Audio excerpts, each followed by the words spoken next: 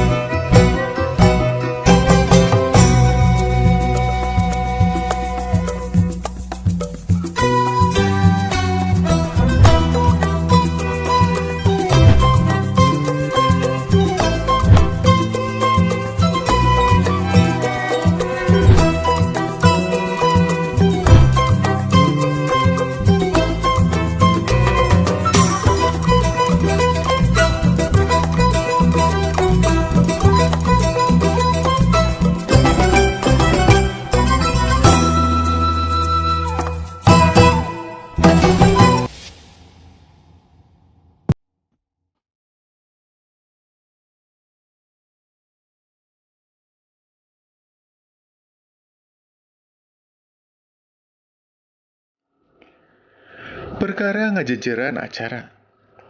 Ngajenan acara teh bisa dihartikeun ngatur acara.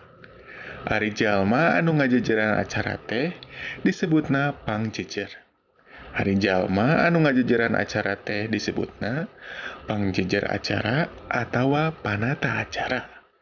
Tapi istilah nu sohor mah Master of Ceremony atawa MC. Aya oge nu disebut presenter, host, atawa pemandu acara. Ari pancen utama pangjejer acara teh ngatur jalana acara sangkan tartib tur lancar. Kukituna, mun urang jadi panata calagara, butuh keahlian jeung kaparigelan. Acara nu sok di jajaran teh loba rupana. Aya nu resmi, aya oge nu teu resmi. Acara resmi upamana acara-acara seminar, lokakarya jeung seserahan. Acara teu resmi saperti acara lawungan kulawarga jeung hiburan. Acara resmi biasana runtuyanana teh nyoko kana 4 hal, nyaeta anu kahiji bubuka, anu kadua pangbagea atau pangjajab, anu katilu acara pokok, anu kaopat doa atau panutup. Padika dina ngajajaran acara. Dina ngajajaran acara oge aya padikana. Padika teh hartina aturan atawa tata cara ngalakukeun hiji kagiatan. Dina hiji kagiatan, kudu direncanakeun heula runtuyanana. Acara anu baris dilaksanakeun, tangtu bae dina ngatur acara teh aya aturan-aturan atawa padikana. Pon kitu deui lamun urang jadi pangjejer acara, pangatur acara, atawa pamawa acara, kudu merhatikeun sawatara syarat. Syarat-syarat jadi panata acara teh diantarana: hiji, waruga anu prima tur benteng, kayaning awak sedeng, sehat, kualitas sora alus. 2. Batina teger tur kukuh saperti aya pamorna. Boga karep, percaya diri. Tanggung jawab, bersih hate, lagawa jeung heureuyna aya. 3. Paham kana etika jeung tata krama atawa sopan santun. 4. Boga pangawaruh jeung wawasan anu kaitung lega tur jembar. 5. Adeg pangadeg anu ngayakinkeun tur bisa dipercaya, kaasup dangdanan paripola. Pikeun bisa nyusun acara atawa jadi pangjejer acara, aya sawatara hal anu kudu disiapkeun samemehna. Di antarana: hiji, neuleuman kahayang atawa tujuan kagiatan. 2. Wawanohan jeung nu boga acara atawa panitia. 3. Nitenan situasi, kondisi jeung kaayaan. 4. Rukun gawe jeung panitia lian. 5. Prakna nyusun acara. Ari ngajajaran acara resmi teh aya tata kramana. Di antarana: hiji, basa anu dipake kudu direka sing merenah. 2. Make pakaian anu sopan atawa pakaian anu luyu jeung sifat acara. 3. Lamun mawa naskah, ulah loba teuing maca naskah. 4. Sora kudu ngoncrang atawa bedas. 5. Ngaruntuykeun acara luyu jeung anu geus ditangtukeun.